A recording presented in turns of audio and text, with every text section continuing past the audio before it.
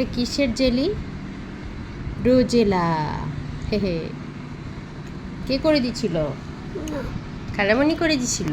ওমা, মুখে তুমি কি খাচ্ছ? একটু মাখিয়ে নাও। হ্যাঁ, একটু মাখিয়ে নাও। তারপরে জেলিতে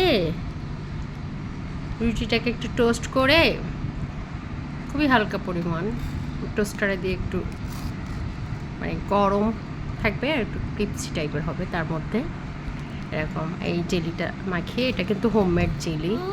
আমার বোন খুব সুন্দর করে জেলি করে সব কিছুর, পেয়ারা, আম, কমলা লেবু, ওনার এই ক্যাপাসিটিটা আছে এবং অসম্ভব টেস্টি হয়। তারপর দিচ্ছে, মাখাচ্ছে। ওই কিন্তু বাজারের যে জেলিটা ওরাও খেতে পছন্দ করে না, বাট এটা পছন্দ করে। খাও খাও, অনেক খেয়েছে। হয়েছে তো, আর মাখাতে হবে না, হয়েছে তো।